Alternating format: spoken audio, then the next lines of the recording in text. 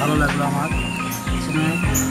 আমার হিসেবে এই যে হ্যাকারের যে শাস্তি, এই শাস্তিটা আমার হিসেবে খুব দেওয়ার উত্তম কাজ হয়েছে, ভালো হয়েছে।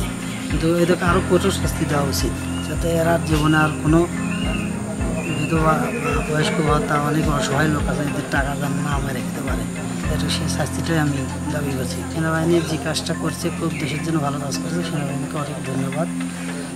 ধন্যবাদ বাংলাদেশ সেনাবাহিনীকে। হ্যাঁ, তারা অনেক পরিশ্রম করে উদ্ধার করছে। হ্যাঁ, এই জন্য আমি তাদেরকে ধন্যবাদ। এই যে বয়স্ক বিধবা প্রতিবন্ধী এই ধরনের ভাতাগুলো এরা হ্যাক করে নিয়ে নেয়।